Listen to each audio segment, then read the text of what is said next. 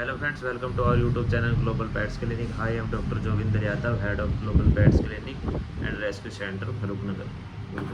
तो जो आज की हमारी वीडियो ये है पप्पी के जो डॉग के अंदर वैक्सीनेट होती है, आप उसको घर पे कैसे कर सकते हो। अगर आप किसी वेटनरी के पास जाते हो तो आपकी तो क्या प्रिकॉशन होनी चाहिए, आपको क्या क्या सावधानी रखनी चाहिए, तो वो हम आज इस वीडियो के अंदर बताएंगे। तो अगर हमारी वीडियो पसंद आए तो लाइक कीजिए, शेयर कीजिए और हमारे चैनल को प्लीज़ सब्सक्राइब कर लें। तो शुरू करते हैं। तो जैसे कि आप देखते हैं कि डॉग होता है, जैसे कि हम स्क्रीन के ऊपर दिखा रहे हैं कि डॉग को ऊपर वैक्सीनेट घर पे करना, तो सबसे पहले उसको रिलैक्स कीजिए अपने डॉग को।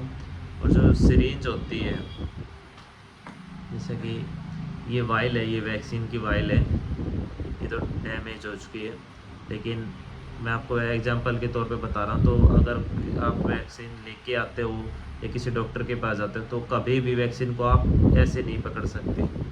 इसके ऊपर से, जैसे कि हम दिखा रहे हैं, इसके ऊपर से आप जो वैक्सीन की टॉप होता है, इसके ऊपर आप इसको हाथ नहीं लगा सकते ऐसे, मतलब बॉटम और टॉप को ऐसे आप नहीं पकड़ सकते। तो आपको ये यहाँ से पकड़नी पड़ेगी, क्योंकि अगर आप वैक्सीन को यहाँ से पकड़ते हो तो कोई फ़ायदा नहीं है, वो डिस्ट्रॉय हो जाती है, वो वैक्सीन बिल्कुल ख़त्म हो जाती है।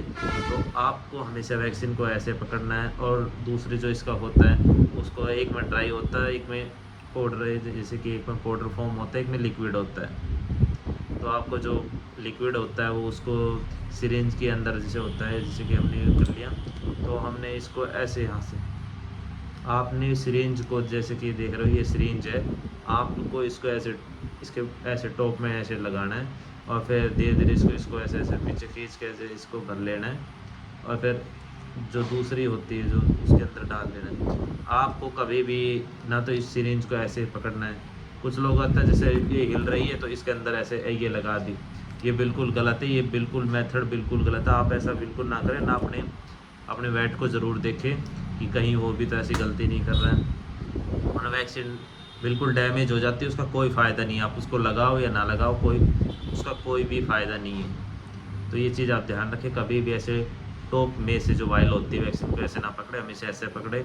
जो इसका लिक्विड सॉल्यूशन होता है, जैसे मैंने आपको बताया कि सिरिंज को भी आपने ऐसे रखना है, इसको भी आपने टच नहीं करना है इस सिरिंज को। तो आप इसमें लगा दीजिए और फिर इसको सॉल्यूशन को मिक्स कीजिए। अब बात हो गई यहाँ पे, ये मिस्टेक होती है। अब बात करते हैं हम एरिया की। अगर आप डॉग को जैसे वैक्सीन करते हैं तो बेस्ट सॉल्यूशन यही है, उसका जो आप प्लेस होता है वो होता है नेक के ऊपर। जैसे हम स्क्रीन के ऊपर दिखा रहे हैं, आप अपने डॉग कुछ लूज स्किन है, जैसे कि नेक के ऊपर से उसको ऐसे उठा लीजिए हाथ से, उसको लूज स्किन के ऊपर उठाइए और जो वैक्सीन है उसको धीरे धीरे उसके अंदर इंजेक्ट कर दीजिए। कई बार ऐसा होता है कि जैसे कि हम वैक्सीन लगा भी लेते हैं तो उसको आप 20-25 मिनट रुकिए, आपको पता चल जाएगा डॉग के अंदर कोई रिएक्शन भी।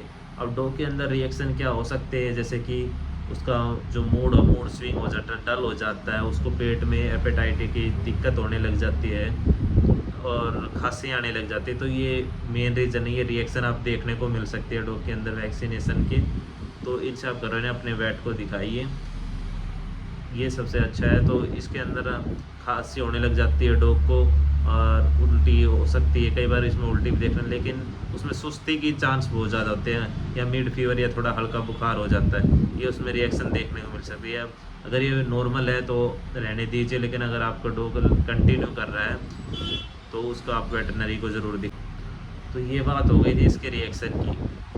तो जैसे कि हमने बताया, आप उसको लूज स्किन से उठाना है, वैक्सीनेशन को, उसको वाइल को जो होता है उसको टॉप में से टच नहीं करना, उसको साइड में से पकड़ना है, ना अपने सिरिंज को छूना है। ठीक है, लूज स्किन को आप उसका पहले से ढूंढते डॉग को रिलैक्स करना है। अगर उसमें मिड फीवर है, नॉर्मल रिएक्शन है, लेकिन अगर उसको कफिंग हो रही, खांसी हो रही है, वोमिटिंग हो रही है, उल्टी हो रही है और हद से ज़्यादा है, तो आप उसको अपने डॉक्टर को दिखा लीजिए।